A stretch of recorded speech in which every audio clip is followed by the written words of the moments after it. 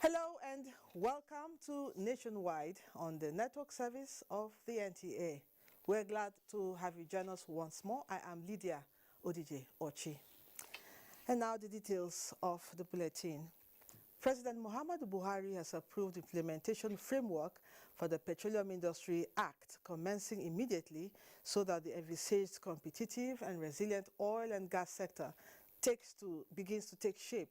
In his first public statement on the new law, the president disclosed that in the past 10 years, Nigeria lost an estimated $50 billion worth of investments due to the uncertainty created by the non-passage of the PIB. State House correspondent Adamu Sambo reports. President Muhammadu Buhari assented to the Petroleum Industry Bill last Monday, marking the end of uncertainty as well as underinvestment in the nation's oil and gas sector of the economy for decades. That was while working from home during his 5-day mandatory isolation in line with the COVID-19 safety advisory following his return from the UK. Here, the president is joined by presiding officers of the National Assembly and other stakeholders to continue basking in the euphoria of this historic landmark for Nigeria. The Petroleum Industry Act 2021 creates a regulatory environment that would ensure efficiency and accountability across the oil and gas value chain, attract investment, improve our revenue base, create jobs, and support our economic diversification agenda. The act, President Buhari says, will, among others, provide for deliberate end to gas flaring, reposition the NNPC to a commercially driven oil company that is accountable to the Federation, necessary investment in renewable energy and sustainable development of host communities. I appeal to the host communities to look carefully at the contents of the bill, which in the implementation will bring real and lasting benefits to them. I am therefore directing all relevant ministries, departments, and agencies of government to fully cooperate in ensuring the successful and timely implementation of this law.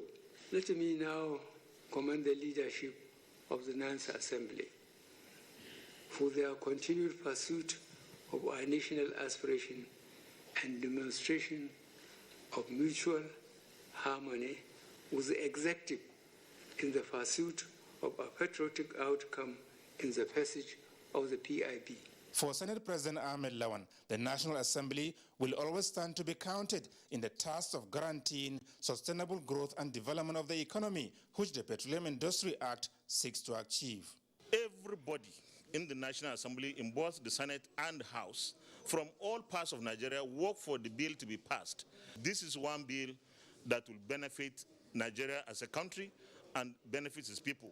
Our states will have more revenues, our local governments will have more funds, and of course what we expect is that these revenues will be translated into actionable projects that will make life better for Nigerians. The host communities have been specifically mentioned, and these funds will go there. This time around, there should be no excuses for anybody to tamper with this money. Despite depending on oil resources for the development of other critical sectors of the economy, Nigeria before now relied on petroleum industry, governed largely by laws and other obsolete legislations enacted over 50 years ago.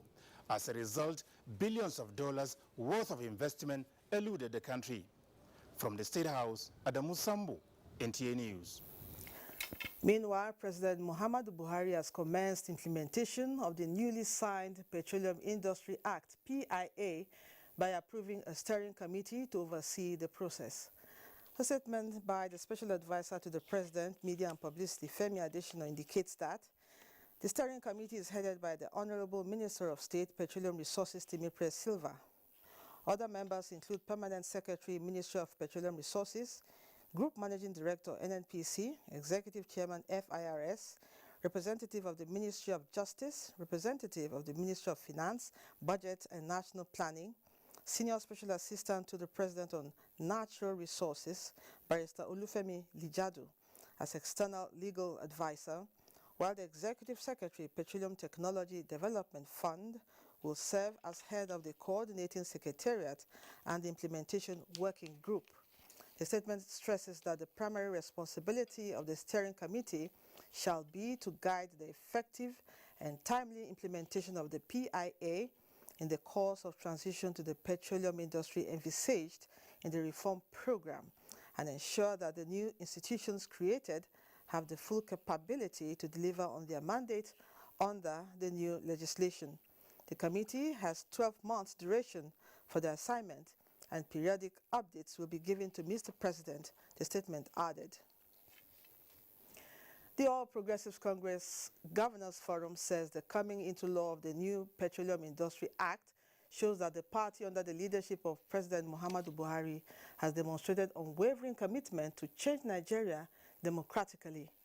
The APC governors, in a statement by its chairman and Governor of Kebbi State, Abubakar Atiku Bagudu, said the new Petroleum Industry Act has ended more than 2 decades of needless national debates and stalemates. They commended President Muhammadu Buhari's leadership and the 9th National Assembly for the historic feat of moving the nation forward to a new democratic era of governance and business management of the oil and gas industry. The APC governors pledged their commitment to support the process of transition to the new era of oil and gas operation and management as provided by the new Petroleum Industry Act 2021 and the democratic process of negotiating the reform of Nigeria to make it more responsive to the needs of her citizens. The governors expressed confidence that the ongoing process of constitutional amendment in the National Assembly will produce more reforms of the structures of the Nigerian economy. The working day of this week began on a pleasant note for not only players in Nigeria's oil and gas sector and the Niger Delta region, but all Nigerians with the news of President Buhari signing into law the PIA. Already, it has generated a lot of reactions, and NTA's Current Affairs program, Tuesday Live, is one platform where such was a topic for discuss. Abubakar Usman Akwanga reports. We're not talking about 3% of maybe a bit of profit or 3% of just deep offshore. The prolonged legislation of the Petroleum Industry Bill and its eventual passage by the National Assembly and assent by President Muhammadu Buhari finally settled the dust of many years' nightmare. We're now going to see a conversion of the NNPC from what has really been, for a very long time, over 40 years, a fairly slow to adapt government bureaucracy, really moving that into what will be a commercially viable, really fairly independent entity that is based on, maximizing the profit potential of the sector on the nation's economy.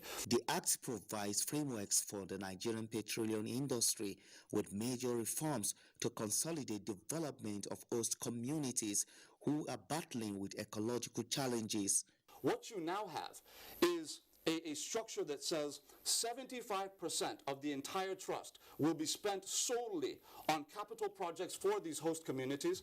20% will be sent to a reserve fund, which will essentially be used for the catering to the needs of these host communities at the time when the viability of oil has expired. As Nigerians await implementation of the Act, the narrative of many decades of setback is expected to invoke a paradigm shift that will usher the region into a circle of increased enterprising opportunities and massive infrastructure. In Abuja, Abubakar Usman Akwanga, NTA News. Away from the PIA now.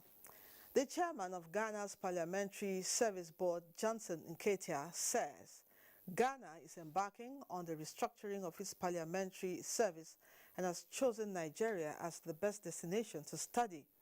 He was speaking when he led a 10-man study team to the National Assembly Service Commission. Ignatius Nkwo has more. Ghanaian Parliament is carrying out some reforms, especially in the structure of its parliamentary service. In search of a model for its service, Nigeria becomes the perfect example arising from its significant experience. To exchange and learn good lessons and good practices about how the human resource base that supports Parliament. The chairman of the National Assembly Service Commission, Ahmed Kadi Amshi, took them through the structure of the commission. For the establishment of conditions and schemes of service of the personnel of the National Assembly. From time to time, we review the conditions, financial remunerations, welfare conditions, and update them. After every period, we look at them, see if the staff are being properly catered for. The 4-day study visit will take the delegation to other parliamentary-related institutions in Nigeria. Ignatius Nkwo, NTA News. The House of Representatives Committee on Privatization and Commercialization has expressed delight with the performance of privatized public firms under the privatization policy and will be taking legislative actions towards their optimum performance, which will in turn create more jobs. The committee's leadership disclosed this after an oversight visit to ports and terminal operators at the Nigerian Ports Authority, Port Harcourt. Kingsley Amajiri reports. The oversight visit by the House of Representatives Committee on Privatization and Commercialization to ports and terminal operators at the NPA Port Harcourt is to help the legislators appraise the performance of the privatized federal government assets, note their challenges, and in turn take legislative action towards better performance. We've seen the functionality and the efficacy of such in these meetings, from this place when it was taken over and currently how it is. Even though there are some small bottlenecks which we intend to address moving into our legislative balance, we believe that by and large it's still a very good one, and we are reasonably happy about the trajectory here. Under the new management, the privatized port facility has recorded quantum infrastructural overhaul, improved security monitoring, and acquisition of modern cargo handling equipment for better service delivery. The 9th Assembly, they've done a lot. What they've just done now, sitting with the parties to look at how things could be improved, is just a very serious task and achievement. The operator also wants the federal government to write off the outstanding lease fee balance and reduce its current lease fee value to $100,000 per month. In Port Harcourt, Kingsley Amajiri, NTA News. President Muhammadu Buhari has approved the reconstitution of the Standing Committee on National Honors Award for a period of 4 years with effect from 5th of August 2021. The 11-member committee has His Royal Highness Justice Sidi Bagi Muhammad retired, the Emir of Lafia as chairman, while the Director of Special Duties, Federal Ministry of Special Duties and Intergovernmental Affairs will serve as secretary. Conveying the presidential approval to members of the Standing Committee, Minister of Special Duties and Intergovernmental Affairs Senator George Akume urged them to uphold the confidence and trust reposed in them by Mr. President. Members include Farida Waziri, North Central, Mohammed Munir Jafaru, Northwest, Saleh Isa, Northeast, Inikio Sam Sele Dede, South-South, Professor Lazarus Ekweme, Southeast, and Yemisi Shailon, Southwest. Other members are Abdullahi Jibril Oyekon, a representative of the Office of the Secretary to the Government of the Federation, and the Permanent Secretary, Federal Ministry of Special Duties and Intergovernmental Affairs. The Federal Executive Council has approved the construction of new airport in Yobe State for enhanced connectivity and security architecture within the Northeast region, to be called Wachakal Airport. The project is expected to gulp over 6.2 billion naira. The Minister of Aviation, Hadi Sirika, announced this while briefing newsmen after the meeting of the council presided over by President Muhammadu Buhari. Details in our subsequent bulletin. Former military President General Ibrahim Badamasi Babangida has been described as a legendary leader and an outstanding Pan-African icon who has contributed immensely to the infrastructural development and sustenance of the country as an indivisible entity. These are attributes of eminent personalities, including the former head of state, Abdulsalami Abubakar, at a lecture held in honor of the former military president ahead of his 80th birthday, which comes up on the 17th of this month. Husseini Musa reports. History has it that the former military president, General Ibrahim Badamasi Babangida, lost his parents at an early age, but that did not deter him from attaining greatness in life. He joined the military, he became prominent. His vision was just to be a significant member of the community. The former military president equally took up leadership role at an early age in life, as attested to by some of his close associates.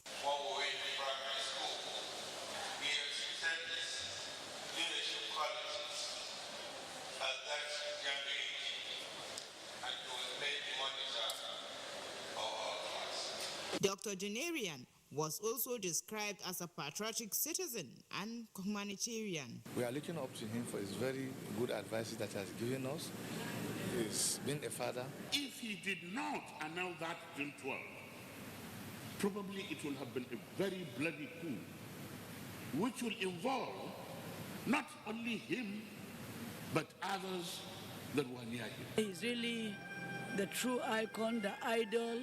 He's a man with a heart of gold. And above all, he's a courageous person. Among the landmark achievements of General Ibrahim Badamasi Babangida, who led Nigeria for 8 years between 1985 to 1993, moving Nigeria's capital from Lagos to Abuja in 1991. Emena Hussein Musa, NTA News. Former military President General Ibrahim Babangida turned 80 yesterday, the 17th of August. Now let's join Ruth Ario in Lagos for more on Nationwide. Hello, Ruth. Hello, Lydia. Lagos State government is working with private organizations to tackle financial strain-induced depression among women in the grassroots as a result of COVID-19 pandemic, especially with the rise in the new variant. Musa Toliat reports that this was disclosed at this year's Women Assembly organized by the Ministry of Women Affairs and Poverty Alleviation in Lagos. The Assembly is the gathering of women drawn from the 57 local governments and council development areas of the state. It is the third phase of the event, and this edition focuses on the prevailing economic circumstances worsened by myriads of challenges and the way out for women, especially those in the grassroots. Sustainable development can only be achieved through the involvement of all stakeholders. Therefore, our collective responses will form the base for subsequent programs in the ministry.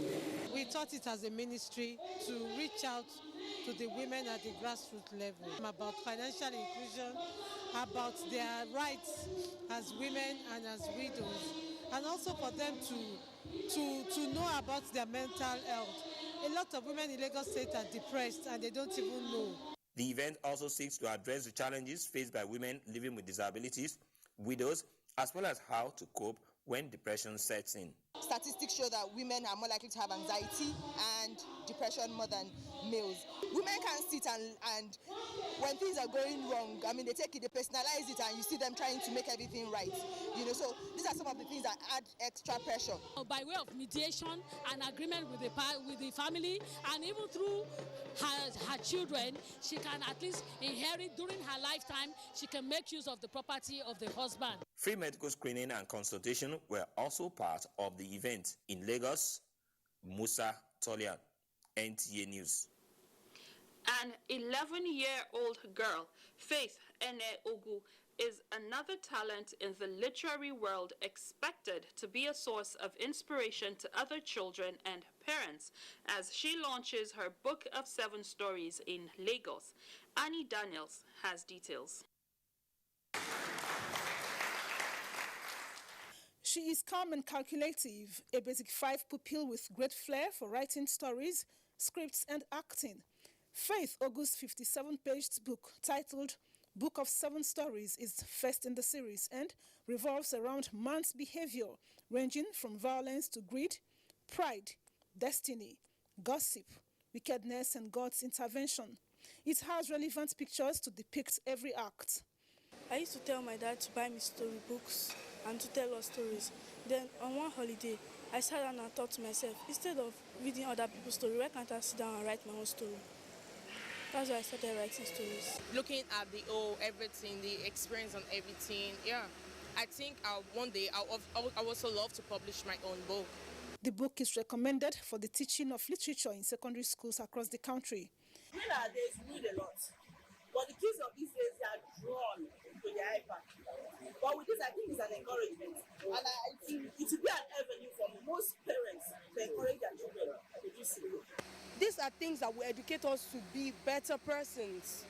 These are things that will also enable us to understand that our children can be taught from the home.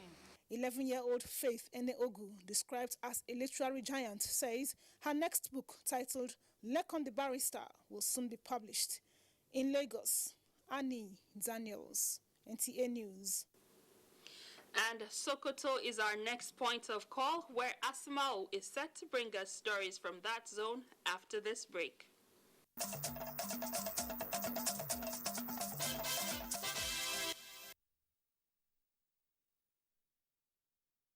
And welcome to Sokoto on Nationwide. The federal government, through the Ministry of Water Resources, is to hand over the operation and maintenance of irrigation schemes to stakeholders as part of efforts to promote participation in irrigation management in the country. Minister of Water Resources Suleiman Adamu stated this at stakeholders meeting in Sokoto. Sheikh Muhammad Detti completes the report. Represented by the Acting Director Irrigation and Drainages, Esther Orenke Oluniyi, the minister said the new transformation program was designed to train, empower farmers and farming communities under the Trimming Project scheme. The aim is to make them assume ownership of the irrigation and drainage system around their floods. The farmers from the communities where such irrigation schemes were sited are expected to identify works needed for routine maintenance, repairs, and minor rehabilitation requirements of the irrigation schemes under their care. To ensure that the necessary stakeholders are well informed and sensitized on the new move concerning transforming irrigation management. Irrigated agriculture is the way to go. If we are going to guarantee food sufficiency and food security for our nation, we are going to guarantee employment generation. Farmers at the meeting were full of praises to the federal government for the opportunity given to them to manage the water schemes. Now a farmer can get at least 5 to 6 tons instead of what he has been getting before the advent of Trimming Project, where we are getting only 1 to 2 tons.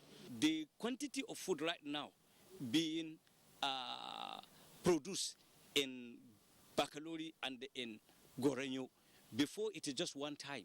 Today now, I have witnessed farmers who farm 3 times within a year. Transforming Irrigation Management in Nigeria project is a program under the Federal Ministry of Water Resources supported by the World Bank. In Sokoto, Sheikh Muhammad Detti, NTA News. More than 100 communities have benefited from the water project recently executed by the federal government in Bungudu, Kauranamoda and Maradu local government areas of Zamfara state. A training was organized for representatives of the communities on operation and maintenance of the water supply facilities for them to stand the test of time. Jamilu Ibrahim has more. The Federal Ministry for Water Resources has since 2020 commenced the implementation of a partnership with Zamfara State Government for the provision of water facilities, upgrade and repair of many others across 6 local government areas of the state. Under the collaboration tagged Partnership for Expanded Water Supply, Sanitation and Hygiene, the federal government was to execute the projects in Bungudu, Kauranamuda and Maradu local government areas, while Zamfara State Government will do the same in Anka, Bokuyum and Zurmi LGS. Accordingly, the federal government has duly completed all the water facilities in its 3 allotted local government areas. A training was hence organized for representatives of the benefiting communities on operation and maintenance of the water supply facilities for them to stand the test of time. Community ownership for sustainability of this project. A representative of the Director of Water Supply, Federal Ministry for Water Resources, who declared upon the training, said the federal government has constructed, upgraded and rehabilitated 110 water supply facilities in 110 communities across the 3 local government areas. Which has improved access to water supply to about 120,000 people. Representatives of the communities who said they could not thank the federal government enough for the wonderful intervention, pledged to take good care and maintenance of the water facilities. In Gusau, Jamilu Ibrahim, NTA News. And that's the size of our package from Sokoto. The news will continue with Lydia in Abuja. Many thanks, Asma'u. We now go to matters concerning health. The rate of COVID-19 infections remains high, with 357 new cases recorded in the last 24 hours. In the latest figures released by the NCDC, Rivers State leads with 170 new cases, followed by Ondo with 38 cases, Gombe with 34, Ogun and Ekiti with 20 cases each, the FCT 18, Anambra 16, Oyo 13, Kwara 10, while Imo, Bayelsa and Edo recorded 6 new cases each. Nigeria now has 183,444 confirmed cases, out of which 167,459 were treated and discharged, while 2,229 have so far died of the virus. Health experts have identified vaccine hesitancy as the major challenge affecting the management of COVID-19 and the goal of vaccinating all Nigerians against the virus. This was while discussing the second phase of COVID-19 vaccination on NTA's Good Morning Nigeria. Lutu Amila reports. The federal government commenced the second phase of COVID-19 vaccinations across the country on Monday. Executive Director, National Primary Healthcare Development Agency, Dr. Faisal Shaibu, says the arrival of different COVID-19 vaccines will reduce the level of transmission of the virus in the country. One thing that the data shows is that once you take the vaccine, you are protected from severe disease, hospitalization, and death. And what the data also shows is that if you've taken the vaccine, you are protected in such a way that even if you're going to be sick, the illness is going to be mild.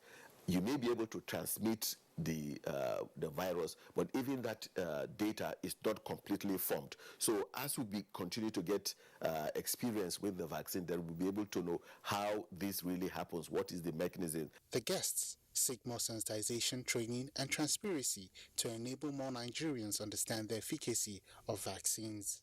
So we're urging Nigerians to still practice the non-pharmaceutical measures, even if you are fully vaccinated. And they should come out in mass to access these vaccines that are now available. They have state-of-the-art logistic in place to take these vaccines to the nook and crannies of this country. And when we do good things in Nigeria, we've got to say it. Like the structure of vaccine distribution in Nigeria, the traceability.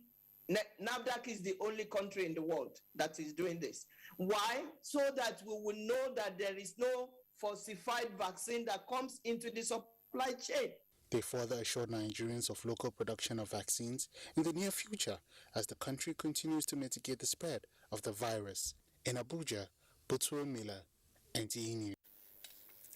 Though Akwa Ibom State has not recorded any case of cholera, health experts are not leaving things to chance by stepping up enlightenment on the importance of good hygiene, nutrition, and safe water.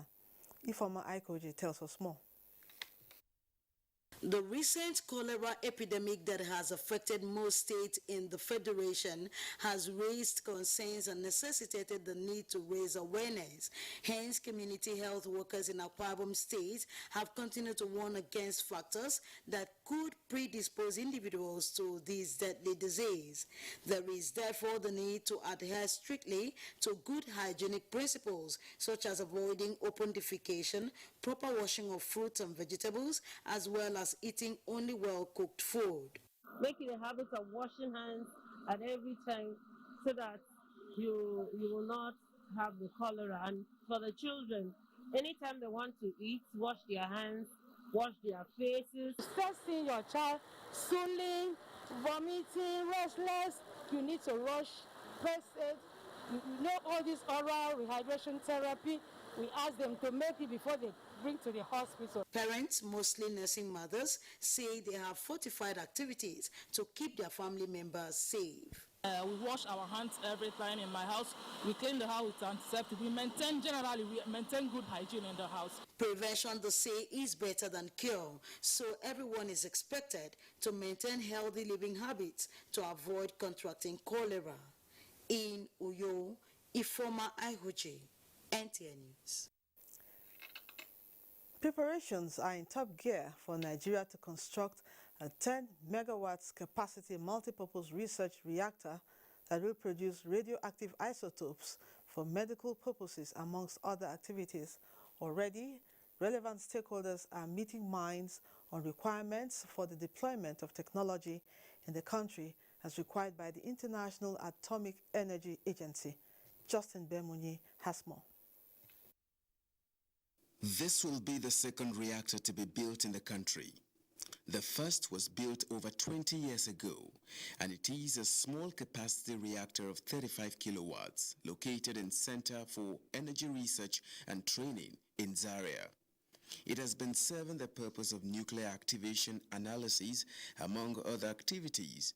But for its limited flux and inability to produce radioactive isotopes for medical purposes, there has been need for a more sophisticated multipurpose research reactor in the country. Consequently, Nigerian authorities are proposing to work with the Russian Federation to be able to install the reactor in the country, precisely in Abuja at the Nuclear Technology Center, Sheda.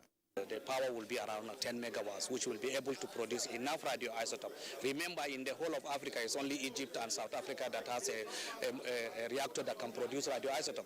And even that of Egypt is not producing now, so only South Africa. So this day is a need. So this reactor will now serve the West African community if it comes on board. So it's very important that Nigeria should take the lead in having this kind of facility for the purpose of treatment of cancer and other ailments in Nigeria. Presently, all stakeholders to use materials that will be produced by this proposed reactor are working on the feasibility study documents as enshrined by the International Atomic Energy Agency, following a first draft that requires an update. A final document will be produced for the purpose of submitting to the IAEA for approval, and the country is already advantaged with regards to indigenous, well-trained and experienced human resources in nuclear technology. Justin Bemunyi, NTA News. The move by Abuja Municipal Area Council to levy business owners who use power generating sets which emit hazardous gaseous substance to the environment is generating reactions from the public.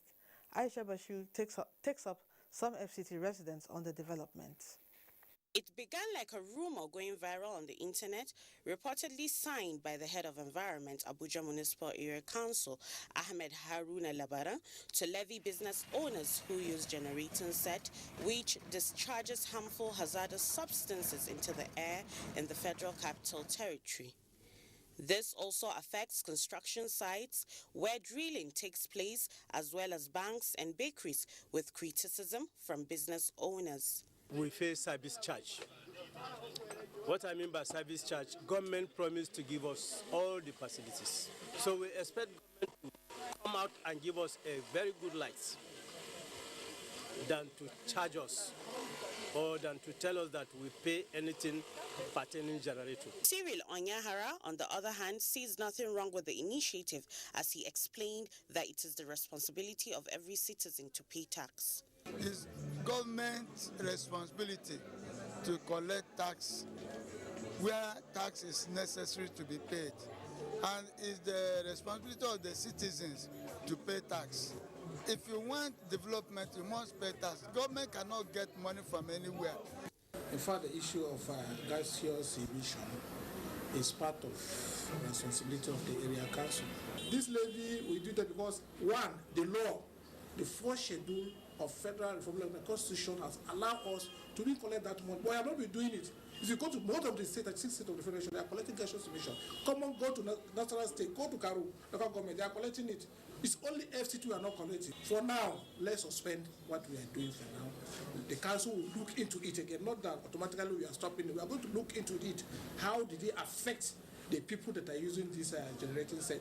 Others also argue that it is the responsibility of the government to provide adequate power supply for people to run their businesses, which are already being taxed instead. Aisha Bashir, NTA News. Nationwide continues in Benin with Yobe as our guide. Hello, Yobe. Hello, Lydia. Good to see you and welcome to Benin. Residents of Ekiti State have been told to rally for a better synergy to reduce flood disasters following the prediction by the Nigerian Hydrological Service that 4 local government areas in the state would experience flooding. Experts at a forum organized by the National Emergency Management Agency in Ado-Ekiti emphasized the need for caution while urging residents in flood-prone areas to vacate. Ayodeji Gunshaki reports. In the past years, different communities in Ekiti State have suffered from flooding, which destroyed property worth millions of naira, while lives were also lost in some occasions. With the persistent rainfall and prediction that 4 local government areas in the state, Ijeru, Ikere, Ado and Irepodu in Felodun are among the 121 local government areas that will be affected by flood. Hence, the need for proactive measures by all and sundry, which the stakeholders at the forum by NEMA targeted to achieve. The flood experienced in the past years leading to mass destruction of farmland, buildings and properties needs to be prepared for. State government has started issuing notices to people building on floodplains. Risk management and flood disaster prevention were in focus as stakeholders advocate measures to prevent flood, emphasizing the need for residents to be alert and improve sensitization. From Ado-Ekiti, Ayode Jogunshaki, NTA News. And following the rampant cases of kidnapping and other security vices in Edo North area, participants in a security retreat have recommended building of security and vigilante posts in strategic locations, especially in Afemai, massive investment in education, good conflict resolution mechanism, and raising of security consciousness of people as some of the ways to quell insecurity in the communities. Ifeoma Okafor reports that the Minister of State, Budget and National Planning, Clem Agba, while addressing the gathering put together by WEPA One organization, a non-governmental organization, spoke on the need for strengthening security architecture of the country. The report. In this hall are members of WEPA One Pyramid Club of Nigeria. They are here to brainstorm on the ways to assist the federal government and Edo State in the fight against insecurity, especially in Afemai, Esako East. They acknowledge that the lofty policies of the federal government on rural development are hampered by security challenges, hence this retreat. The speakers at the event, which include the Minister of State for Budget and National Planning, Clem Agba, are unanimous in their views that strengthening of security architecture is imperative in securing communities, roads and farmlands for national development. We had put together a team of professional Nigerians, over 1,000, that are working on the medium-term national development plan. The issues of security is a technical thematic area that is being worked on. We are taking this security challenge in the community as our main team so that we can work out a policy on how to solve peace and security of lives and property. We noticed that a lot of these criminals, they are now hibernating in our own forest in Edo State.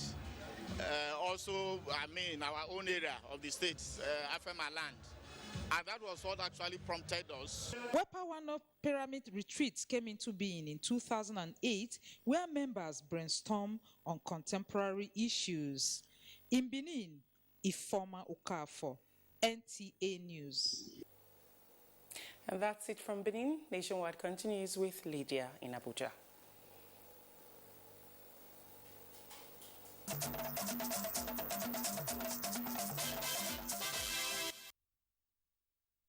Is nationwide on the network service of the NTA. You're welcome to Kaduna. The Kaduna State government has condemned a recent attack on travelers along Rukuba Road in Jos, the Plateau State capital. Muhammad Umar Ajingi reports that the state deputy governor, Hadiza Balarabe, was speaking during a condolence visit on members of the Tijaniya group in Kaduna over the Jos killings. The report.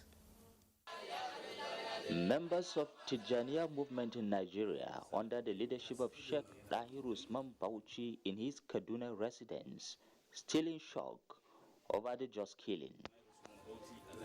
The Kaduna State Deputy Governor joins in sympathy and prayers for the repose of the souls of the deceased victims. It's unfortunate, and since the leader is here with us, we decided as a government to come here and condole with them and to seek for the leadership here to, prevail on their youths, not to take the laws into their hands.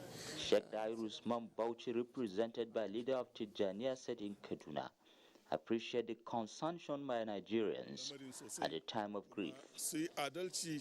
The deputy governor called for calm, urging the people to keep faith in the commitment of relevant authorities to bring the perpetrators to book.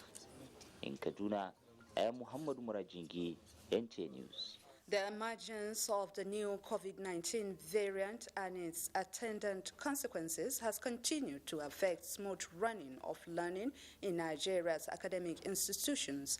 Hence, the meeting of educational experts to harness the nation's innovative potentials towards sustaining learning in schools amidst the viral disease. Muhammad Musa Askira reports that this was the submission of academia at the first national conference of the School of Preliminary Studies at Sule Lamido University, Kafin Hausa, in Jigawa State.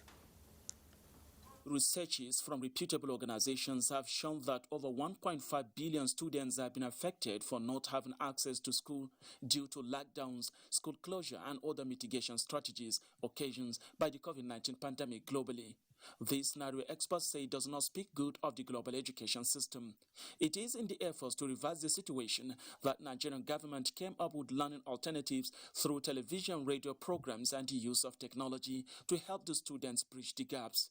These efforts, according to speakers at the occasion, have resulted in milestone achievements as technological innovations have provided different learning platforms for the students and pupils in the country. We have problem finding jobs for our team and youth population. Instead, like ours, government is still the major formal employer of formal labor. It is an opportunity to create an enduring legacy in mentorship for such and dissemination of knowledge for the growing academics and the researchers. This first national conference of the School of Preliminary Studies in the Jigawa State University is therefore held to explore new innovations and make the university remain operational even in the face of viral outbreak like the coronavirus. If we really want this university to move to the next level, it has to be repositioned to go beyond the next level. The events featuring paper presentations will come up with far-reaching resolutions to bring lasting solutions to the educational challenges facing the nation as a result of the COVID-19 pandemic. From Dutse, Muhammad Musa Askira, NTA News. And that completes our package from Kaduna. We now rejoined Lydia in our Abuja studio for more stories on Nationwide. Many thanks, Salamatu. We told you earlier that the Federal Executive Council has approved the construction of a new airport in Yobe State for enhanced connectivity and security architecture within the Northeast. Now, Adamu Sambo will bring us details of that and other resolutions made at the high-level engagement. Four memoranda aimed at enhancing the nation's aviation sector for safety, security, and effective service delivery were considered and approved at the council meeting. The construction of Watakal Airport, to be sited near Nguru in Yobe State, was one of them. Federal Executive Council, in its wisdom, had allowed this to proceed, and many more are coming in the pipeline, and this will generally answer the question as to the growth and development of civil aviation, and also to show our preparedness for emergencies and military operation and other security agencies. 219.7 million naira has also been approved for consultancy services in respect of the project, while 9.5 billion naira is to be utilized in the supply and maintenance of 8 firefighting vehicles for the nation's airports.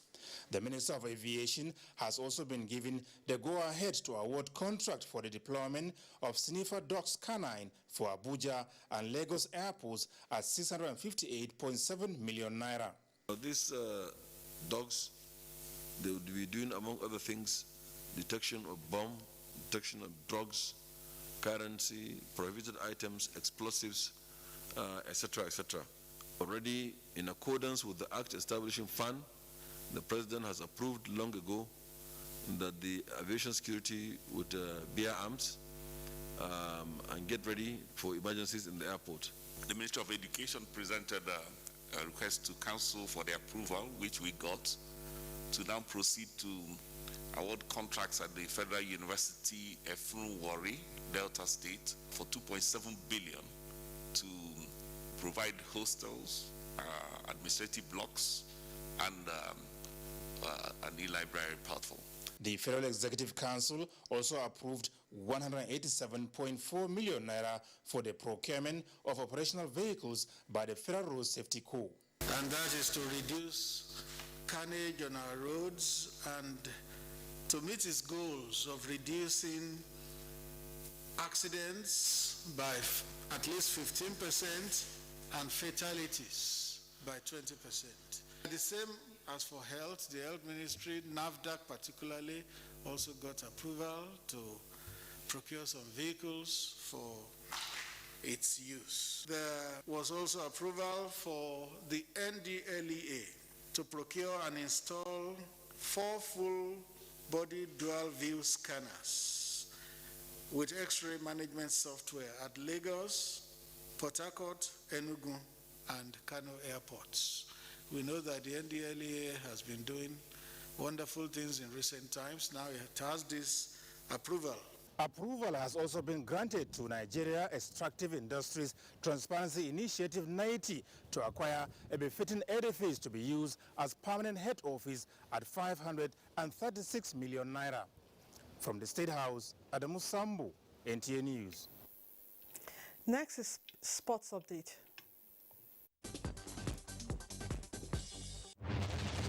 The 2021 Kids Shortling Summer Camp, organized by OG's Badminton Network, ended in Abuja Wednesday with an exhibition series.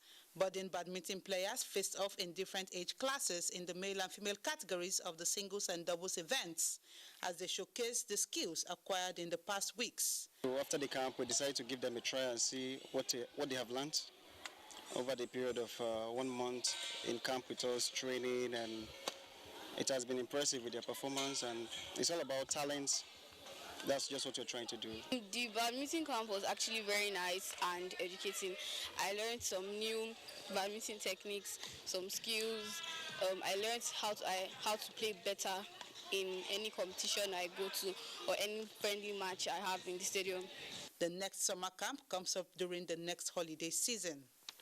In basketball, the Nigeria Basketball Federation has added Americans Alan Major to the D-Tigers coaching crew ahead of the forthcoming 2021 AfroBasket scheduled for Kigali, Rwanda, August 24 to September 5. The veteran coach, who has more than 20 years of experience, having coached in various USA college basketball programs, will work under the head coach Mike Brown.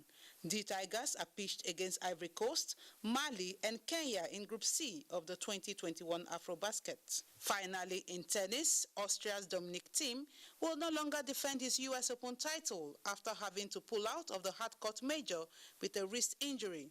The world number 6 will suffer the injury in June at the Mallorca Open and was also forced to skip the grass-court major at Wimbledon, says he will miss the rest of the 2021 season. With sports updates, Tamara Ebiwe, NTA News. And that concludes Nationwide. Before we go, don't forget to always join NTA in its stand against rape and rapists. I'm Lydia Odije-Ochi. Have a pleasant evening. Goodbye.